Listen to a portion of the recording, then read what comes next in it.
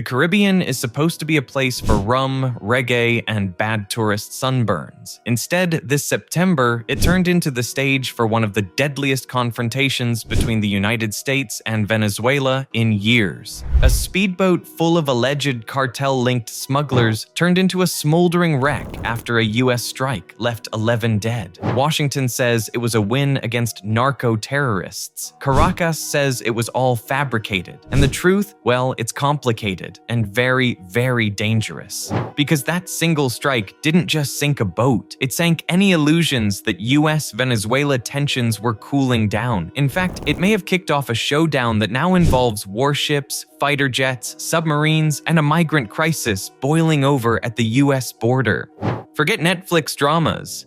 This is the kind of geopolitical cliffhanger you can't pause. The strike itself was brutal. Footage released by the Trump administration shows a U.S. military aircraft locking onto a small vessel in the Caribbean, moments before it erupts in flames. Officials said those on board weren't fishermen or lost sailors. They were operatives tied to the Tren de Aragua, Venezuela's most notorious transnational gang. The kind of group that blends drug running, extortion, and violence like it's some twisted franchise model. 11 people died, all without trial, without warning, and with very few details about how Washington was so sure of their identities. The response was predictable and fiery. Venezuela's government called the footage a fake, a digital hoax cooked up to justify aggression. But then something inconvenient happened. Residents of the boat's hometown began posting tributes and mourning the dead on social media.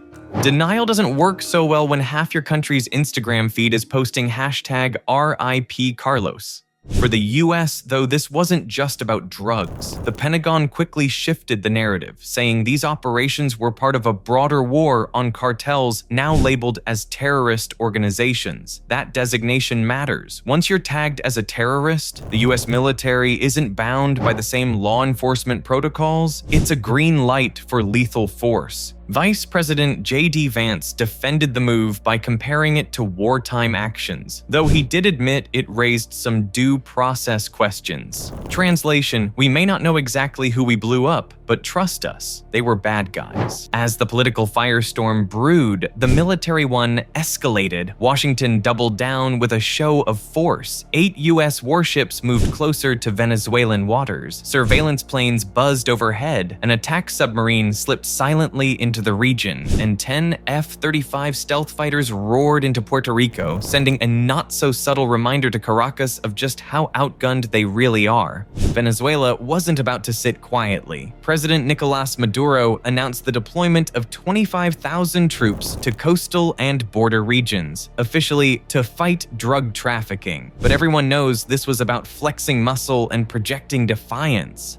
Civilian militias were also mobilized, which sounds impressive until you realize that's basically giving Grandpa a rusty rifle and hoping he remembers which end to point. Then came the mid-air scare. 2 Venezuelan F-16 fighter jets flew dangerously close to a U.S. Navy destroyer, the USS Jason Dunham, as it patrolled in international waters. The Pentagon called it a highly provocative move, which is diplomatic speak for knock it off before we swat you out of the sky. The message was clear. Both sides are playing a dangerous game of chicken, and the ocean isn't big enough for all the testosterone currently floating around. What's the bigger picture here? Some analysts argue this is less about fighting cartels and more about gunboat diplomacy, a chance for the US to rattle Maduro's cage, show dominance in the hemisphere, and maybe influence how Venezuelans see their own government. The Economist noted that the kind of military assets deployed, stealth fighters, submarines, heavy warships, far exceed what you'd need to bust a few smugglers. If this was really just about drugs, you'd expect Coast Guard cutters, not F-35s.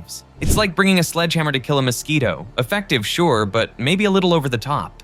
For Maduro, though, this plays perfectly into his narrative. He can stand at a podium, point to the sky, and tell Venezuelans, see, the empire is trying to invade us. And in a strange way, both governments benefit. Washington gets to look tough on crime and terrorism.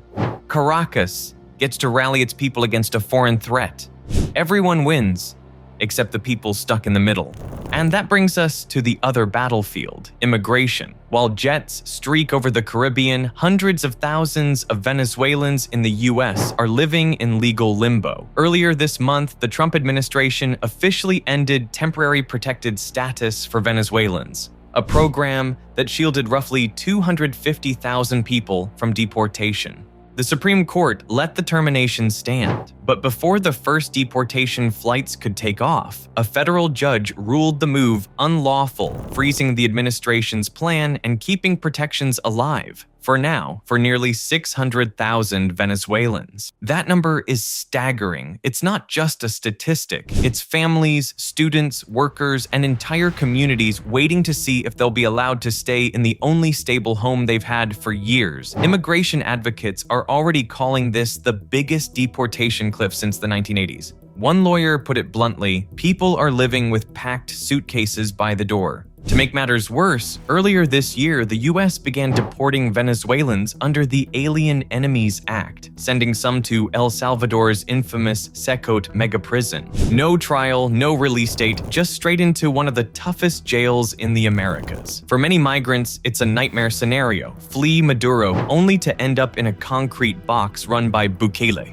At the same time, Maduro is extending a curious olive branch, offering to hold direct talks with Washington. He's making speeches about peace, even as his troops mobilize and his militias practice beach landings. It's the geopolitical equivalent of smiling politely while sharpening a knife under the table. Regional powers like Russia and China are watching closely, eager to exploit any opening. For Moscow, a U.S. distraction in the Caribbean is a gift. For Beijing, it's another chance to expand influence in Latin America. So, where does all of this leave us? We've got a U.S. strike shrouded in secrecy, a Venezuelan government crying invasion, warships patrolling dangerously close to one another, fighter jets flirting with disaster in the skies, and hundreds of thousands of migrants facing the uncertainty of deportation.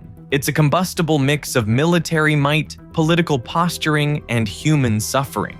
And the truth is, this standoff may not have a clean ending. Each move invites escalation. Each strike or flyover inches us closer to a conflict nobody really wants, but neither side wants to back away from. The US says it's about fighting cartels. Venezuela says it's about resisting imperialism. But for everyone else watching, the question is simpler. How long until this Cold War in the Caribbean starts to heat up? Because at the end of the day, what started as one mysterious strike on one unlucky boat might just be the spark that sets the entire region on fire. If you zoom out, the U.S.-Venezuela standoff is really three conflicts stacked on top of each other. First, the visible military brinkmanship, ships, planes, and troops flexing muscles across the Caribbean. Second, the shadow war of narratives, each side trying to convince the world and their own citizens that they're the victim, not the aggressor. And third, the humanitarian battle, where ordinary Venezuelans, both inside the country and abroad, are trapped between two governments that see them as pawns rather than people.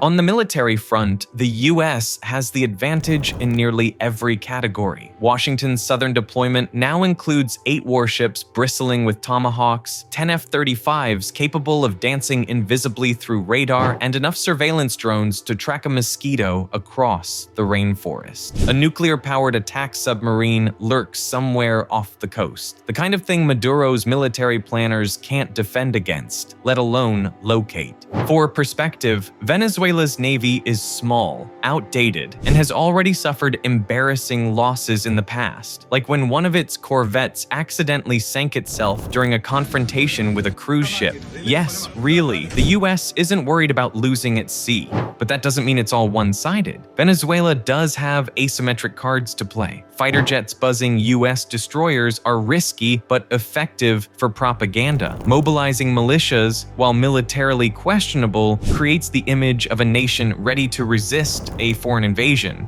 And then there's geography. The Caribbean may be U.S. turf in the big picture, but Venezuelan forces are operating on their doorstep. A conflict there doesn't require Maduro to win, it only requires him to survive and make Washington look like the aggressor. Strategically, the strike and buildup serve multiple audiences. At home, Trump's administration gets to project toughness, reviving the old war on drugs rhetoric, but with shinier toys. Internationally, it sends a warning to cartels, to Venezuela, and, if we're being honest, to every government watching from Beijing to Tehran. It says the US will project power wherever it wants, without waiting for a coalition or a UN resolution. But the more hardware you deploy, the more chances there are for something to go wrong. Picture a Venezuelan pilot who flies a little too close, a jittery US radar operator, or a militia patrol boat that wanders where it shouldn't. Suddenly, the situation jumps from tense standoff to shooting war. That's the danger of military posturing. It looks impressive on TV, but it's also like juggling lit matches over a fireworks factory. Globally, the reactions are telling. Russia, bogged down in its own conflicts, is quietly supportive of Maduro. For Moscow, any US distraction in its backyard is a strategic win. China, ever the opportunist, sees an opening to deepen economic ties with Caracas, possibly in exchange for military access or resource deals. Even regional neighbors are uneasy. Colombia and Brazil, wary of spillover, are calling for calm but quietly reinforcing their own borders. The Caribbean basin hasn't felt this unstable since the Cuban Missile Crisis, and while we're not at nuclear brinkmanship yet, the echoes are hard to ignore. So, what happens next?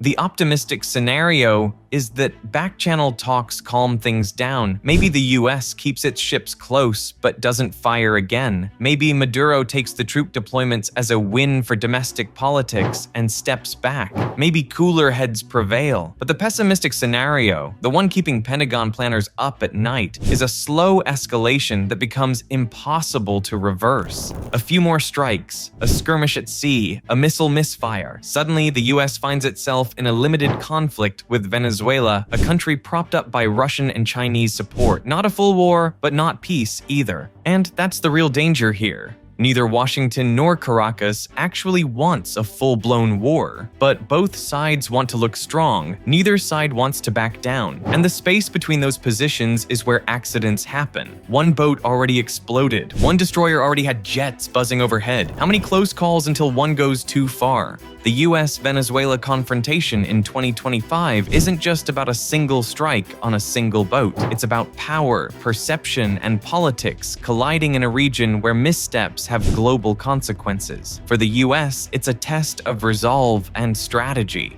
For Venezuela, it's survival and sovereignty. And for the hundreds of thousands of Venezuelans caught in the crossfire, it's about whether they'll have a home tomorrow. So the question we're left with is simple but chilling. Is this the start of a new Cold War in America's own hemisphere? Or just another storm that will pass before the Caribbean waters settle again? Either way, the next move could change everything.